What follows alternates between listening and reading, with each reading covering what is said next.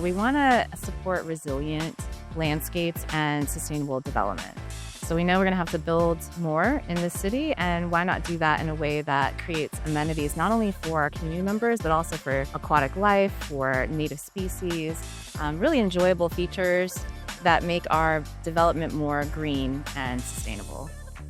Hey Raleigh, curious about how things really work in your capital city? We've got answers straight from the experts that make it happen. Welcome to Your City Answered. I'm Katie Dombrowski. When it rains, where does the water go? It might seem like a simple question, but in a city like Raleigh, what happens to that water can have a big impact on our creeks and neighborhoods. In this episode, we're taking a closer look at what happens to rain after it falls and how Raleigh is finding greener ways to manage it. Let's chat with Water Quality Supervisor Heather Montgomery and Senior Engineer Justin Harcum to answer the question, how does the city help protect water quality and reduce flooding on my property? The city of Raleigh is using green stormwater infrastructure to help manage stormwater runoff in a more natural way, to intercept stormwater runoff, soak it into the ground, and reduce pollutants from reaching our waterways, which can also help reduce flooding of neighboring properties. We're doing that at the city, leading by example, but we're also incentivizing that through our Raleigh Rainwater Rewards program.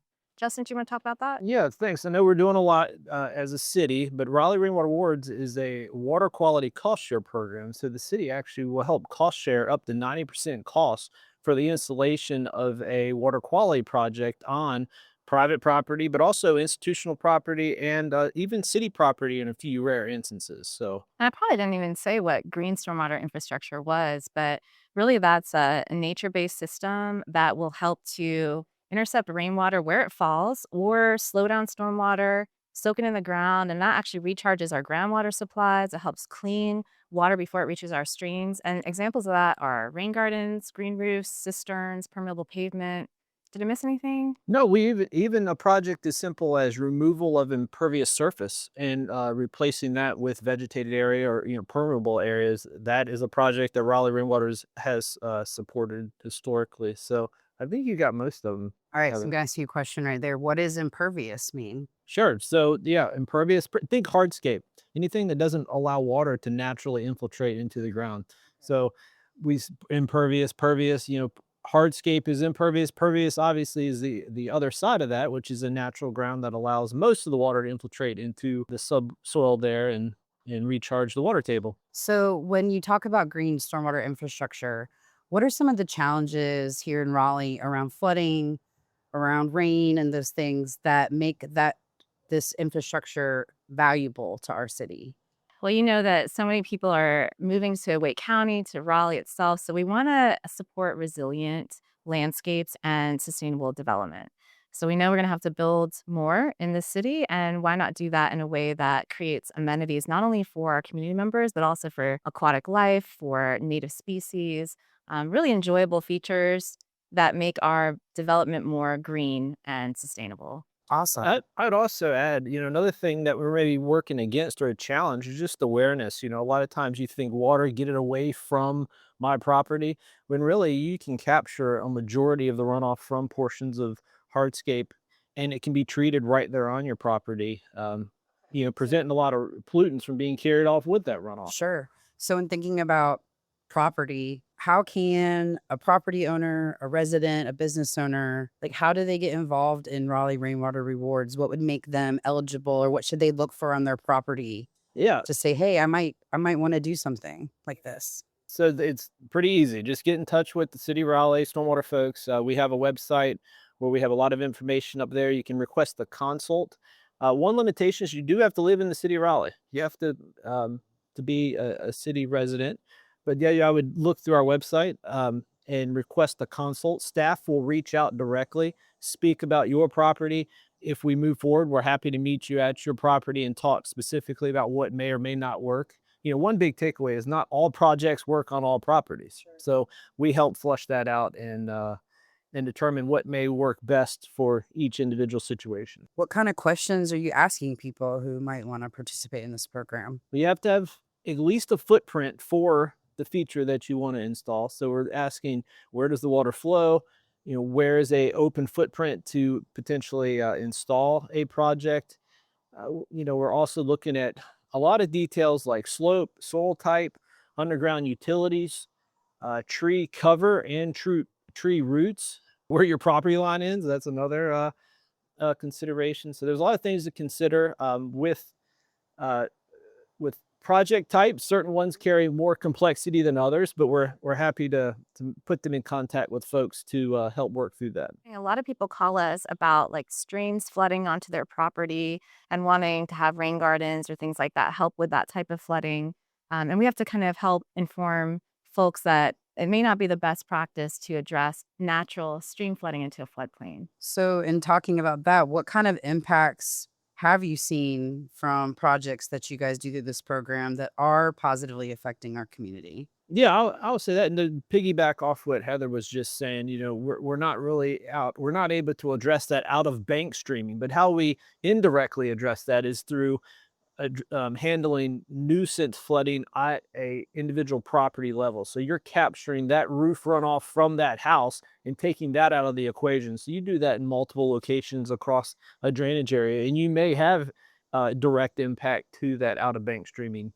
But really, our focus is around capturing that roof runoff or that hardscape runoff from that individual property and mitigating against nuisance flooding at that location. And that takes a lot of properties. So maybe at the city of Raleigh here at Get Play Plaza, we can have big GSI features, which we do. But at the residential level, we need a lot of people to participate, which is why we're so excited to have the stormwater utility fee that funds this program to provide that incentive to our landowners. Okay, you hit on two things I have a question about. One is we're here at Gibson Play Plaza. You mentioned that there is lots of green stormwater infrastructure here, but do we also have that in other places across the city? Is it in all of our parks? Like, can you talk a little bit about that? We have regulatory requirements. So we have some green stormwater infrastructure that are installed on our city properties for regulatory requirements. But the great thing about the city is that we have a policy where we go above and beyond what's required by regulation. So yes, we have GSI at our parks. We have GSI at our new civic campus that's being built. We have GSI along our roadways. And all of our departments are looking at upcoming development and evaluating for the use of GSI early in conceptual design so that we can better integrate that into the landscape. So, if we have a curious resident or someone wants to take a field trip to go see some green stormwater infrastructure in the city, where might they go? What might someone recognize around Raleigh that you guys have done? They could go check it out. Well, the cool thing about GSI is it's often hidden in the landscape, but some notable GSI locations is the the Raleigh Rose Garden. There's a bioswale that's beautiful there.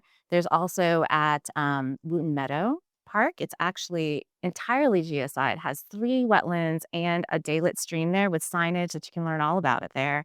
And then also, finally, I would say Walnut Creek Wetland Park has a ton of different GSI, including a subsurface gravel wetland with even a GSI monitoring station where you can take a picture and upload it, and you can see that GSI change over time. Awesome. Yeah, and Raleigh Rainwater Rewards has a lot of examples citywide, over 300 citywide. Starting at a city property, you could go to Raleigh Union Station. They have one of the largest green roofs in the entire city that the program supported. Very cool. There's also our largest residential project, which was a multi-unit residential Cameron Village condos that we worked with their HOA to install 13 different features throughout their landscape. And then another example might be at the commercial property at Gateway Plaza. It's located at Crabtree Boulevard and Capitol Boulevard. They have over 7 bioretentions out there and probably around a dozen cisterns. So all good places to check out. Something that you hit on earlier was the resident participation and organization participation. Can you talk a little more about the programs we have and how maybe some of that cost share model, I think you mentioned 90 and 100%, how does that help? And why is that important for our underserved communities and maybe nonprofits who might want to participate? Sure. Well, we recognize even at 90% that there is a potentially a financial hurdle there for some folks, and so we do have a 100% subsidy program that is eligible for your nonprofit organizations that serve the public, residential properties that where the owning entity meets a financial threshold, so an income threshold. And then we also have it open to rental properties as well that offer affordable rental rates. So we've really put a lot of focus and effort into trying to reach some folks that maybe historically have not been able to participate in the program. And so, if eligible, those folks would be eligible for up to 100% cost share as opposed to just the traditional 90%. Awesome. And they find that out through that same application process you mentioned earlier?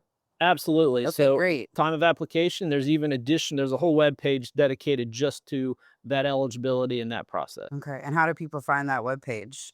Sure, they go to raleighnc.gov and they would search Raleigh Rainwater Rewards All right. Awesome. as its own splash page. Awesome. Thank you. So, how does this program support the city's broader goals around like waterway protection and sustainability? Well, it's funny you say that. We just talked about the subsidy program, and thanks to our Office of Sustainability for helping to provide that subsidy to us. So it's all part of the Community Climate Action Plan. All of these things are, again, helping not only with stormwater management, but our green stormwater infrastructure also helps with heat island impacts to mitigate those. It helps to create more livable communities, greater access to our green space for all of our community members, and just nice gathering spaces where people can connect for social well-being.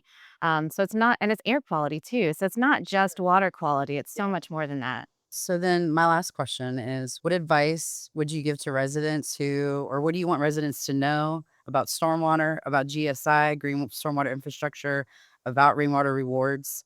Is there anything you want to tell our residents that maybe we didn't cover today about what you guys do? I'll go first, just if that's okay. It'll work. Citywide, I'm really proud of the leadership, not only from our team, but from council and our mayor on the Sponge Cities initiative.